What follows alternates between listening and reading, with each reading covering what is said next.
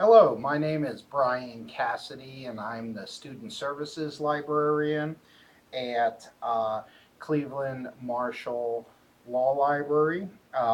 Today we're going to talk about, as you see on your screen, the Ohio Revised Code, just a few tips and tricks on how to use it.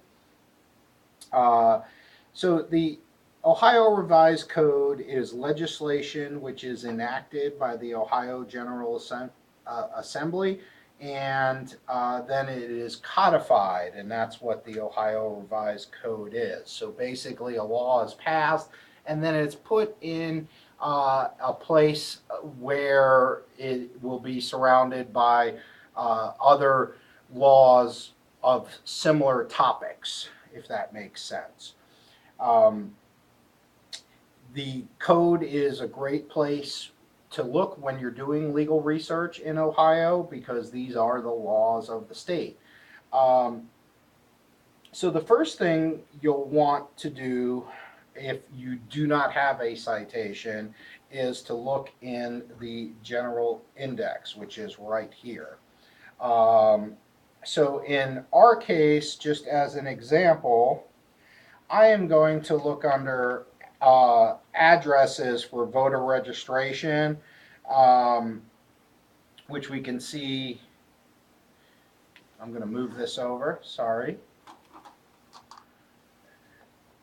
We can see right here under addresses, and then there is information on voter registration.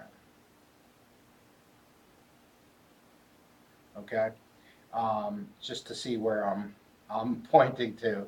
Okay, so and then it tells me to look under voter registration list sent to Secretary of State for confirmation of address to 3503.21.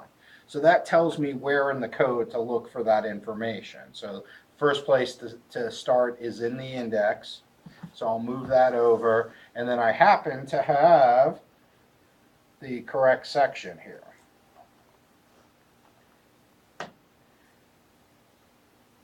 And here it is. Okay, so I've put it up on the screen.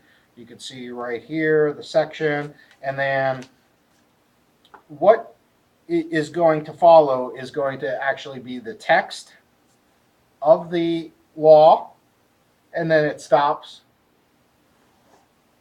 right about here. Then underneath it, what you'll see, and this is very important for legal research, is historical statutory notes, cross references, and annotations. So, law reviews and journal commentaries on this section, as well as case law and how the cases have interpreted it.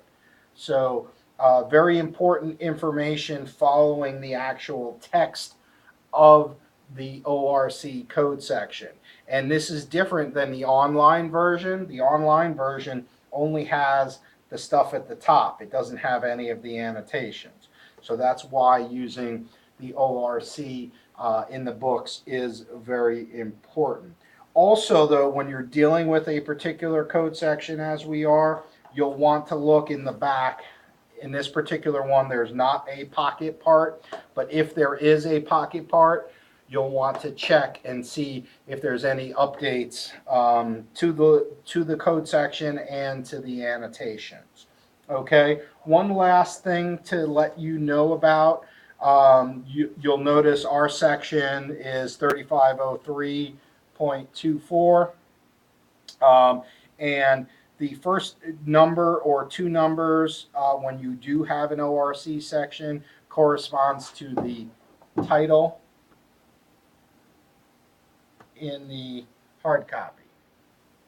So it says Title 35 down here. So if somebody gave you that code section, you would know to look in the books at Title 35.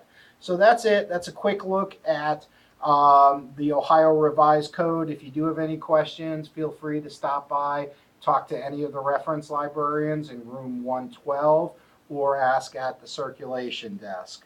Thank you and happy searching.